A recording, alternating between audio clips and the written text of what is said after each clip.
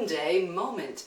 Today's focus is on leading through everything changing. Let's face it, the last few weeks have been a phenomenal period of time to witness massive worldwide case studies on how we handle crisis, massive worldwide case studies on how we handle change, and even local, regional, national, and in your office-sized case studies on how we deal when literally the entire routine we were familiar with got tossed up in the air as if to create an entire giant game of pick-up sticks. So how do you do it?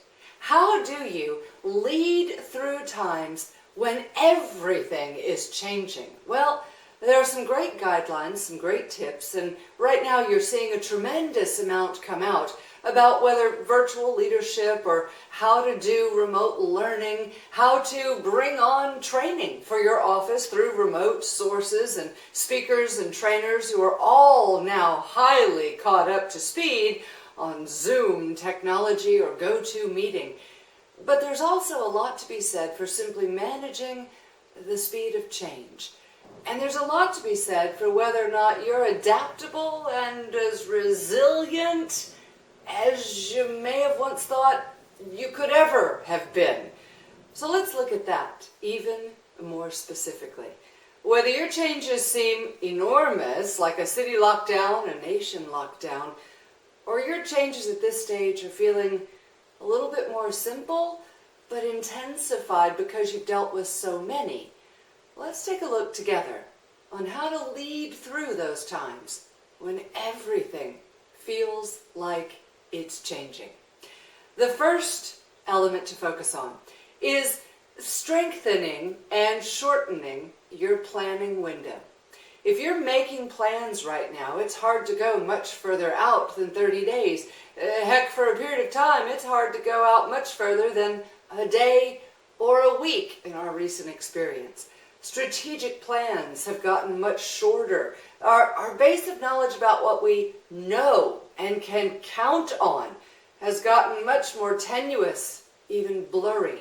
So shorten your planning window so that you have a greater sense of confidence in these crazy changing times about what you can actually manage, what you can count on, and what data is certain.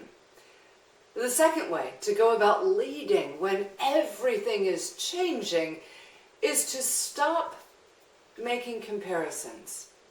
Stop comparing now to the way it was. Stop comparing, well, here's what we could do if we still had access to those things. Or here's what we could have done. Think of the entire hospitality industry, restaurants in particular, who if they had kept comparing, well, here's what we could do if customers were still allowed to come in and we weren't faced with social distancing. They would have not fared as well as those who were able to adapt and immediately pivot to carry out or curbside only. Stop making comparisons.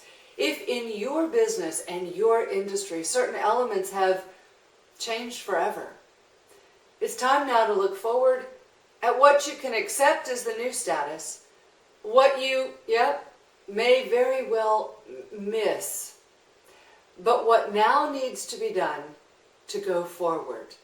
So once you've shortened your planning window, do everything you can to stop yourself making comparisons and to lead those that are looking to you for guidance, that you have the sheer privilege of leading, to also stop making comparisons and to look for ways to now be productive. Third, when you are leading and everything seems to change, focus on building.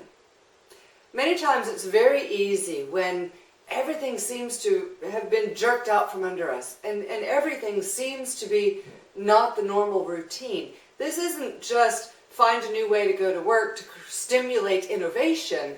This is, oh, by the way, you no longer have an office.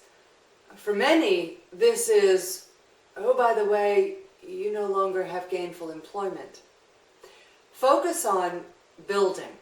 Even if you're one of the ones who have been faced with the now daunting task of finding a new position. Focus on what you can build on. What experience can you now list on a resume or your LinkedIn profile? What crisis management skills did you develop? What mentoring relationships were you responsible for helping to flourish? What can you build on? What future do you want to start building? What habits do you want to maybe exchange and start building new ones? What skills, what behaviors, what elements of the way in which you react to things do you want to build on and in which you want to make improvements? All questions for internal introspection, but also questions for those who have the privilege of leading. Your third most important element, when you're leading in a time when everything feels like it's changing or has changed, is to focus on building that new future that you'll then be equipped to lead better in and toward. Step 4. Leading through changes also require that you redefine priorities. Working with one client on their strategic plan, what we've rapidly discovered about halfway through our own state, going through its shelter-in-place order, was that the elements of focus on the strategic plan were no longer even applicable, much less in the top 5 priorities. The key goal, the key aspiration of your team, your department, your company may no longer be viable, may no longer be applicable, may no longer be relevant to your customers. There's a culture shift happening in the midst of everything changing.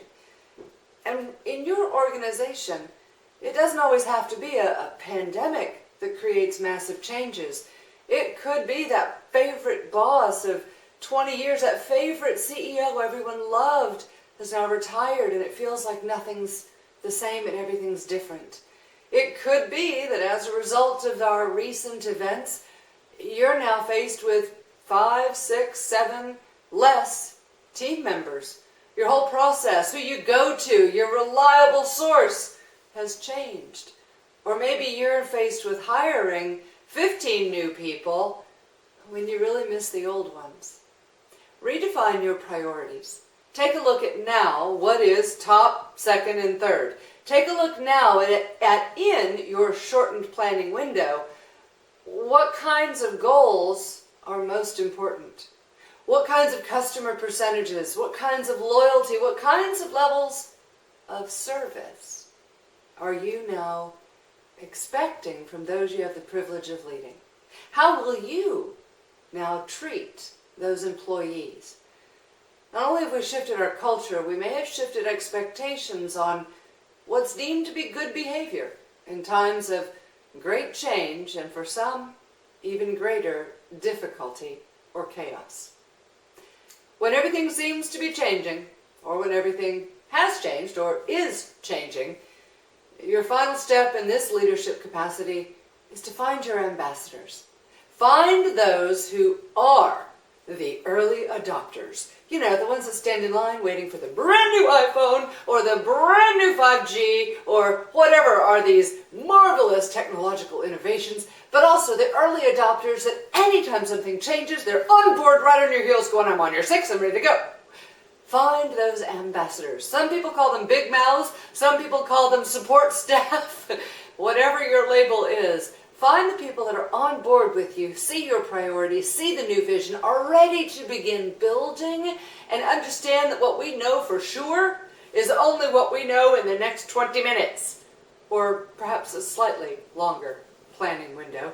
But find those ambassadors and rally them, because they will help you in finding others to join your efforts, keeping the energy up among all team members, and they'll help you in your ability to focus on leading amid chaos and mayhem instead of yourself feeling like a one-man band who's really not doing much more than rearranging the silverware.